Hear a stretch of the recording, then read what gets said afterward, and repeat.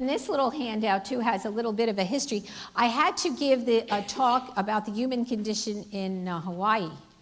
Well, wouldn't you like to go with me sometime? I'm ready to go back anytime. And I only had one little board and one little piece of paper. So this is a combination of about 6 diagrams, kind of all collapsed into one. And it worked, and I thought, well, it's easier to have one than it is to keep on flipping pages and having 6. So here we are. So let's think about the human condition a little bit and how that happens, and where we go, and why we need to do these practices.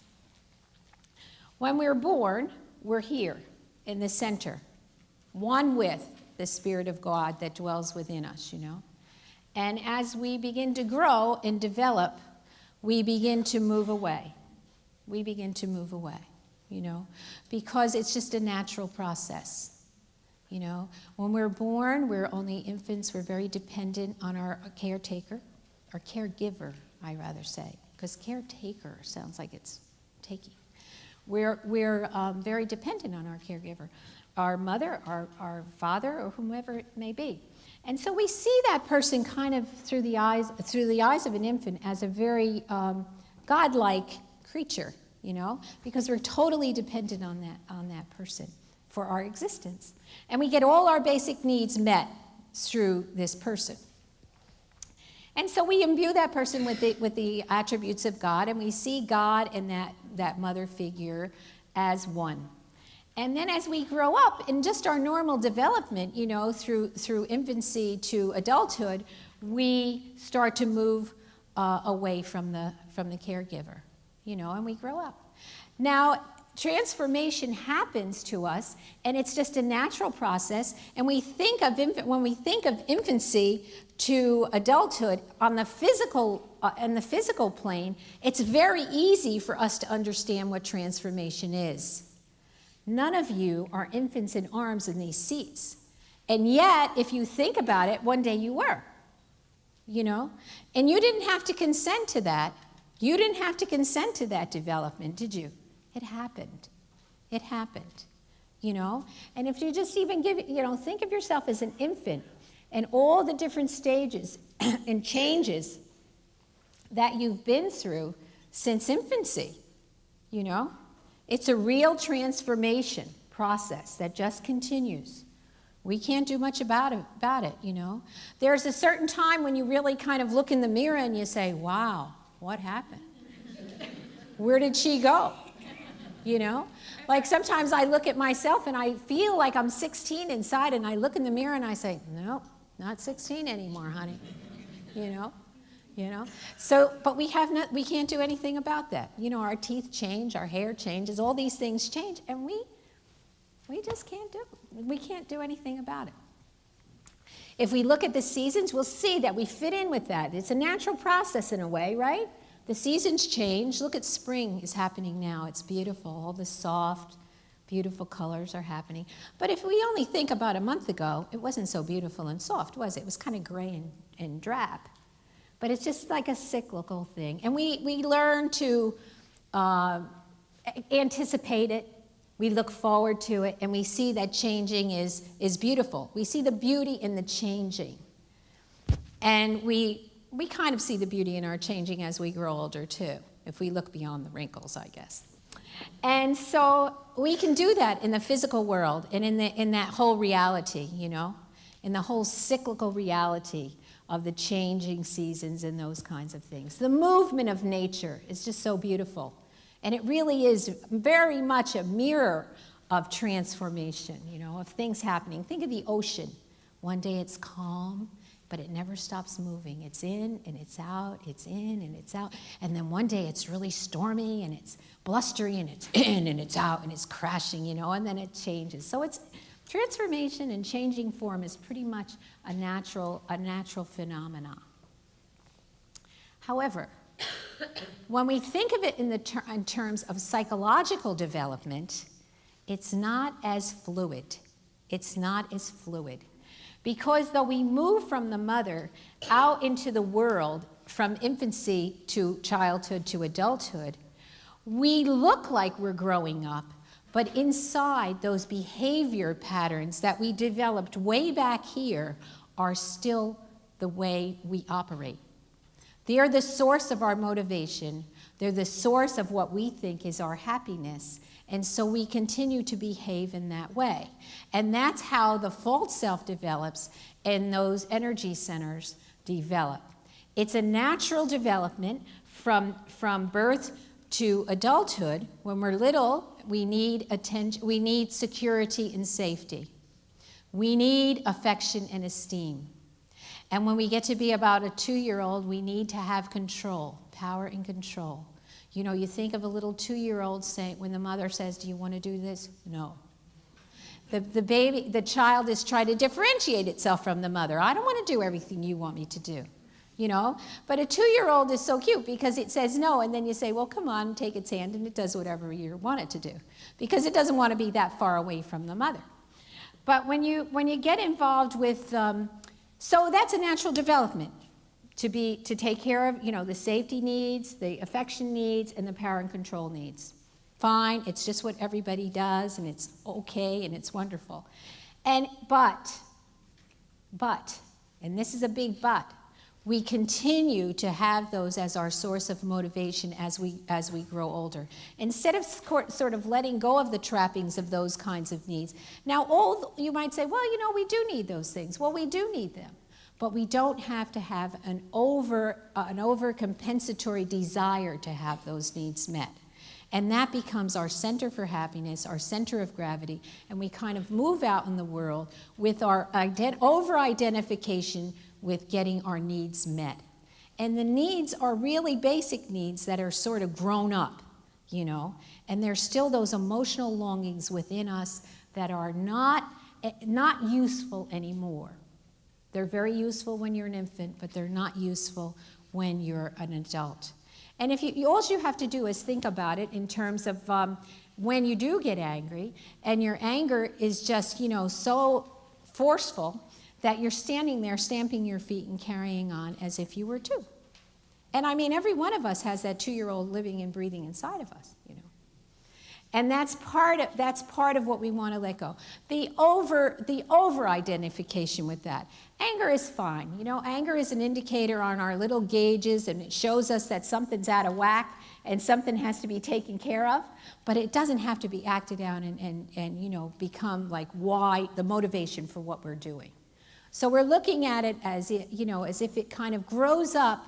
Those kinds of emotions, those kinds of needs that we have grow up with us, just like our physical transformation happens, our psychological transformation gets truncated, but we're saying now it's time to let go of it and let that have a normal development as well. So through these different practices, and in particularly in centering prayer, we actually, we take the time and the effort to actually let go of those things, not by force, but by just being open and present and receptive to the presence and action of God. So you'll see that this is kind of a blow-up of that little side centering prayer on the other diagram. And so we take up the sacred word as a symbol of our consent to God's presence and action in our life. And we go ahead and we move into rest, as I mentioned before. During the rest, we allow God to massage the unconscious, where we have all of these little motivations and all of this false self activity kind of fossilized within us. So there it is. It's buried in our unconscious, okay? And we allow God to sort of massage the unconscious, and we start to let go in the form of thoughts, the purification process. So the unconscious starts to open a little bit, and some of these things that we have been carrying around forever kind of just drift off in the form of thoughts. Now, some of them come up, and they have to be addressed. So we address them with the open mind, open heart practice. Remember? That was on the other diagram. But here in centering prayer, we just go back to the sacred word. Now, if we imagine that this whole inside area is really filled up with all kinds of blocks to the indwelling spirit, Every time we move from the sacred word through to rest, to the unloading process, and to thoughts, and we go back to the sacred word, we shave off a little bit of those blockages that prevent this free flow of grace. So these little wiggly signs, in a way, in my little graphic description, represents the breaking up and the Holy Spirit kind of moving through us by allowing that letting go process to happen. So we just allow that to happen. And then one day, all of this is kind of clear. We don't have, there's no distinction. There are no lines. We don't have to worry about all these different lines and these differentiations. It's just one. We become one with the Holy Spirit of God that dwells within us. So there's no separateness. We become one. Now you can imagine if we're 50 years old or 60 years old, and we've been, kind of building up that false self by harboring these resentments, by pushing everything down, by holding on, by being, kind of repressing all of these things. It's going to take quite a while for this whole purification practice to happen. It happens over time, and it keeps on getting shaved away day by day. Now, you figure if you take a little bit off every time you return to the sacred word, if you've been practicing centering prayer for 25 years and you've been returning to the sacred word 500 times every time you sit down, you're doing a pretty good job. Because every time you take like a ring around the rosy here, every time you go around, you sort of shave off the edge of the blocks that prevent the free flow of grace within you. So it's a pretty, I guess it's relatively a simple process if you look at it kind of, literally. But when it's happening within you, it's hard to really figure out what's going on. So when we're sitting there in that kind of a receptive mode, just looking and opening to the presence in action, we're not too sure what that action is. We're not too sure what that action is. But the action really is just all of the activities of our daily life. So when we have events that happen in our daily life, and it sort of gets us going a little bit or gets us upset or something, then we have the opportunity to use the open mind, open heart practice. While we're sitting in prayer, in our silence, we're encouraging God to continue to work in our hearts, and we're consenting constantly to that intention to be present to God's action within us. So every time we return to the sacred word, we say, yes, continue the transformation process. I'm willing, I'm opening, and I'm allowing it to happen. So that's what we do as far as that goes. And those little activities are really what makes up the divine therapy. It's the divine therapy. Just like you have a relationship with a therapist, you begin to have a relationship with the presence of God within you. And that therapy goes deeper than the psychological level. We look at this little diagram and we'll see that the psychological level is very small, and it's really the first level of our awareness. It's very superficial. It's only what's conscious. Here's what's conscious. Just a small part is conscious. And then all the rest is unconscious. So really, it's just like the tip of an iceberg, Consciousness is just kind of the tip of the iceberg. So we just encourage the Holy Spirit of God to move through consciousness into the unconscious and to continue to purify that. And the activity of our life just brings all of those opportunities to us to consent again and again and again. And just continue this process as we kind of build day after day on the experience. So every day we drop a little drop into our reservoir of silence, which is within us, and then the silence kind of brings us to a more open listening posture, just like I mentioned in the beginning about Lectio Divina. Well, centering prayer has the same effect because it helps us practice rest. And when we're practicing rest, we're just building up that reservoir of silence. So it's quite a dynamic you know, it's quite a dynamic process that happens within us. And it's natural, it's normal. It's part of every, you know, part of what we're kind of called to in this contemplative life.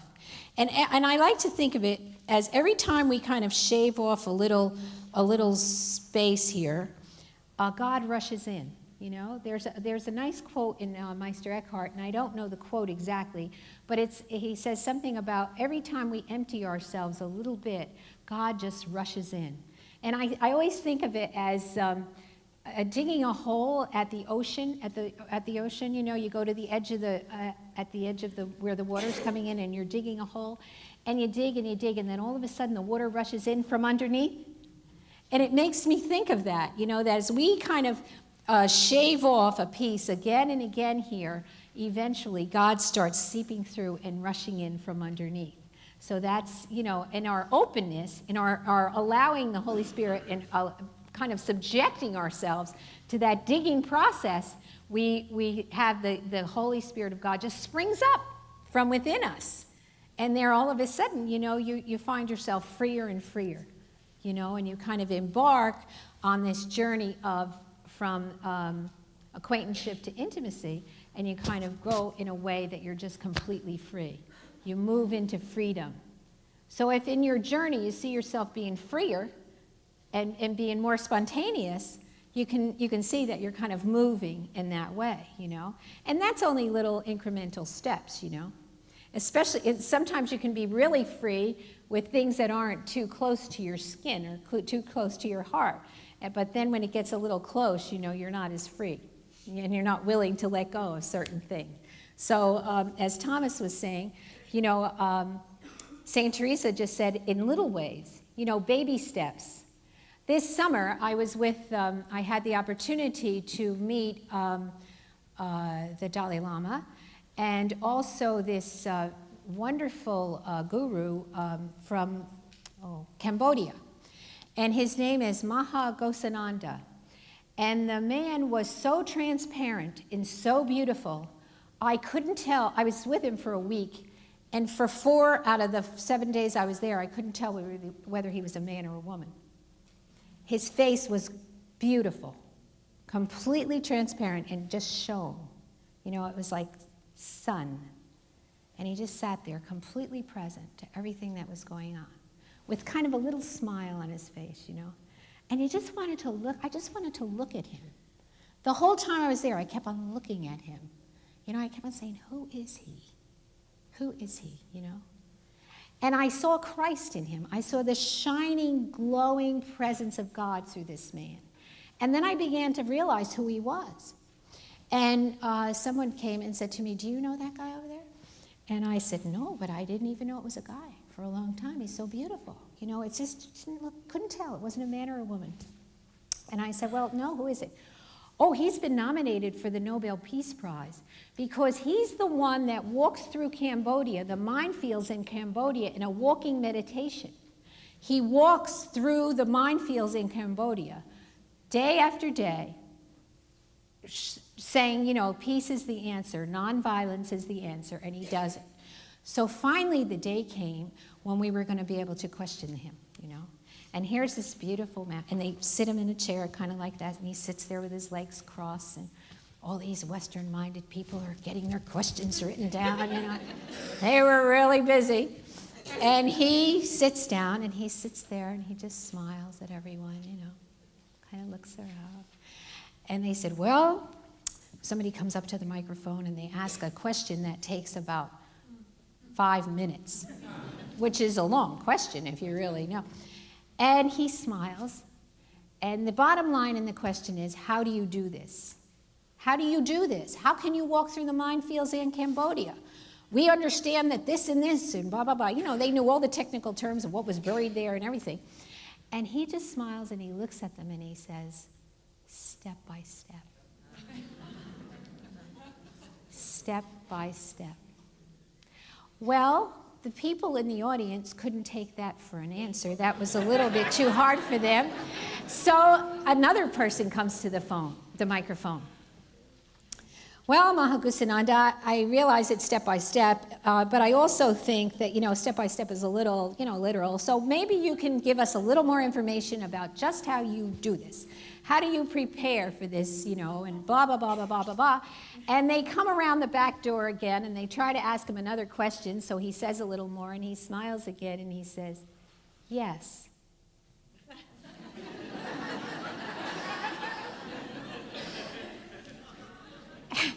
And then, of course, someone else, well, this went on for 10 minutes.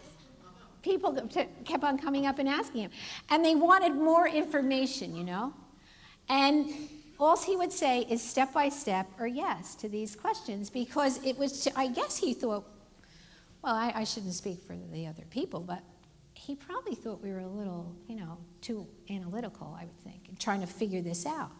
He just said step by step. His faith tells him, and his trust tells him that he can walk across the minefield, and it's okay. And one day if he gets blown up, that's okay too, because he's going step by step. And he's not going step by step because he wants to feel with his foot whether this is a landmine or not, and then pull his foot off real quick. He figures if he hits it, and then he's gone. So, to me, it was just such a beautiful example of simplicity, of just being confident in God or the presence of the Hindu guru or whatever he's involved in. But for me, it was a perfect example of Christ, walking freely in a world where, not everybody agreed with him, but he was himself, and he was confident, and he walked through the minefield, and he walked to Calvary, and he hung upon a cross because that was what he believed in. And he did it because that's where he was. And he was present to the presence of God within him and through the action of wherever he had to be at the moment in time. And that's really what we're called to just be present constantly to that presence of God and the presence and action of God within us, moment by moment by moment, step by step. Those little baby steps that St. Therese talks about, reaching that little foot up, just trying even to make that little step is enough for God. It's enough. And it doesn't always get you to, to a high place, It doesn't always get you to a high place. But if you have that kind of faith in God and that kind of trust in God, you know that step by step, wherever you step, that's where you belong, and that's okay. And that's fine with you and fine with God. And we don't have to be too worried or too suspicious of how we can walk across the minefield without getting blown up, So it was a beautiful lesson for me to hear this man just, smile. And we did a step-by-step meditation, and he led it just step by step. And it was about mindfulness and stepping and really being aware of your foot hitting the floor and just being aware of that presence of God within you and just step into that. One step at a time, one step at a time. And so it was just really a wonderful experience. And it brought home to me what this whole commitment to living the contemplative life, one moment at a time, one day at a time, and really allowing God to live in and through us, to be a living presence of God within us. So it's just, you hear it and you see it in all traditions. And Christ exemplifies it for us. We're all walking to Calvary, and we're all consenting to that. We're consenting to that, to the will of the Father, whatever that is for us in our life. And that's what contemplative life is about. So obviously we've all been pretty called to it. It's not an easy choice. I'm sure it's not an easy choice for Mahagusananda to get up there and to walk across that minefield. If he started thinking about it, he would get completely freaked out. He'd say, no, well, I thought I wanted to walk through here, but I think I'll go home and I'll come back tomorrow and try again, So it's interesting how it works, but he just stays with whatever he's doing. And that's what we're called to. That's what Jesus was calling Martha to. Martha, Martha, you're worried and anxious. Let go of it. Be present to the presence and action of God right here in your living room. And just stop being worried and anxious, It's that simple. But we kind of forget it because we think like those people that were questioning our wonderful guru. If they were questioning him, they felt that it had to be more than that. It has to be more than that. It has to be more than simplicity. It has to be more than silence. It has to be more. It always has to be more, you know? And that's part of our cultural conditioning. And that's part of what our false self is built on. So it has to be something that we let go of because it's not helping us understand what oneness really is and the whole presence and action of God within us, you know? And that's what we're called to. That's what we're called to. Not the complexities of figuring out everything, but to just trust that we're here and the presence of God is vibrating in and through us, and that, you know, this is where we're supposed to be right now, just present and one with the Holy Spirit of God. So it's such a simple message. It's really such a simple message that I think we have a lot of problems, to particularly Western-minded people, intellectual people, academic people, that we really have to think there must be more to this. It can't be that simple. But as we are reminded day after day, as we sit down for our centering prayer and we give ourselves to that simple practice, we understand more and more completely what that means, to allow God to live in through us and not to really interfere with that, you know? But it takes a long time to sort of let go of that. And so we just keep on allowing it to happen again and again. And we keep on making those little baby steps, you know, and trying to just take it one little kindness at a time and just do it, you know. I was thinking when Thomas was talking this morning, he was saying about, you know, loving and just having that little book, Random Acts of Kindness. I don't know if you've ever read that. But it shows how in little ways we can be loving and caring to one another. And just little tiny ways that we can be loving and caring to one another. So to be mindful of that, that love is always the response. Love is always the response. And just see how we can put that into practice. And we can't do it on our own. We might know that with our head, and we might want to say, yes, love is the only response, but we can't really submit ourselves and surrender ourselves to it unless we really surrender ourselves to that deep commitment to that relationship with God, which is love that can only flow through us. So that's really where we get the courage to just give love as the answer, time and again, time and again. So that's basically the journey we're on, from brokenness to wholeness to oneness with the Spirit of God that dwells within us.